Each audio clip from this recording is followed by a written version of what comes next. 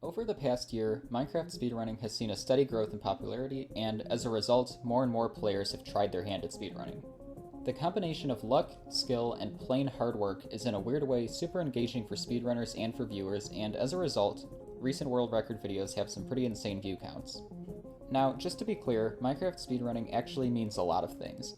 There are many different ways to speedrun Minecraft. The most popular type is called RSG, or Random Seed Glitchless. Basically, you spawn in a random seed, start the timer, and don't stop the timer until you've killed the dragon and jumped through the end portal. The official database of speedruns, which isn't really official but has sort of become overwhelmingly popular, can be found on speedrun.com, with records going back to early 2013. Since then, RSG has changed a lot as more and more features have been added to the game and as players have found new creative strategies.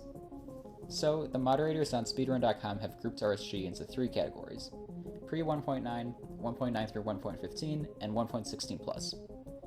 And even though this might seem a bit weird at first glance, there's actually a very good reason to do this.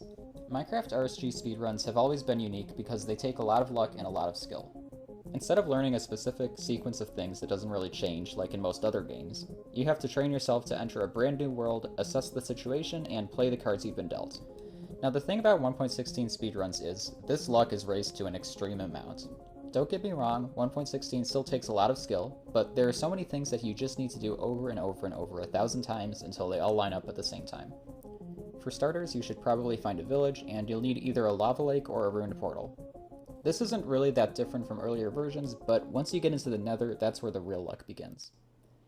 So in order to find and fill in the end portal, you'll need about 11 to 12 ender pearls, as well as enough blaze rods to make Eyes of Ender. It turns out, trading with piglins has a small chance of returning ender pearls. Previously, the fastest way to do this was by cutting down a ton of trees, trading with villagers to level them up, and then accessing the pearl trade. Bypassing this saves a lot of time, but since ender pearls are so rare in piglin trades, it can take speedrunners hours just to get a run where this happens fast enough to make the run worth continuing. The other thing is, you need to find another fortress, find a blaze spawner, and get enough blaze rods to continue. And in previous versions of Minecraft, fortresses were far more common. But in 1.16, with all the new biomes, this has changed. It can take speedrunners almost 1,000 blocks of travel to find a fortress, which just isn't fast enough most of the time. And once you get there, you need to get enough blaze rods without dying, and unless you somehow get obsidian, you'll have to make your way back. If somehow you manage to do all that quickly, getting to the stronghold usually isn't too hard, but there are plenty of good speedruns that were ruined by pearls breaking, extremely distant strongholds, or just spending a long time searching the stronghold for the end portal. Then after all that, this can happen. Now, not all of this is unique to 1.16. The chances of finding a village, lava lake, and stronghold have always been based on luck. But the 1.16 nether has been a game changer for RSG speedrunning because it takes a ton of luck, but if everything aligns, you can get some incredible times. The first person to really demonstrate 1.16 successfully was Nice Twice, a speedrunner who beat Dream's world record, which had been set in 1.15. Nice Twice set the record at 21:08, and this record stayed for a few months until Sizzler and then DimmyX broke under 20 minutes for the first time. At the time, the general consensus was that, hypothetically, a 15-minute run would be possible, but nobody really knew what that would look like. Then, something interesting happened. On September 19th, DimmyX shaved over 2 minutes off his previous world record, clocking in at 17:26, due to exiting the nether incredibly close to his stronghold. Then, less than 2 weeks later, Kerbanos took a full 2 minutes and 30 seconds off this time, with his own 14:57, astounding the entire speedrunning community. Even though Kerbanos was well known in the speedrunning community, there was some questioning if this run was legitimate, especially due to some high-profile faked speedruns in recent months, and as a result, speedrun.com decided to set stricter rules for verifying the top times. At any rate, though, this incredible drop in the world record demonstrated to the Minecraft speedrunning community that sub 15 was possible. So now the question is, how fast can we get? Can we get sub 14, sub 13?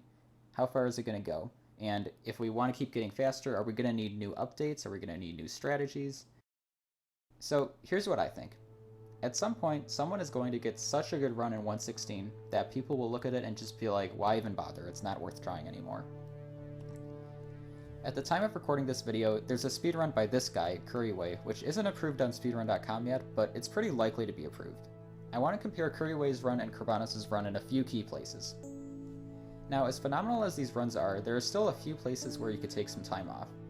The thing is, every one of these runs has less than optimal places.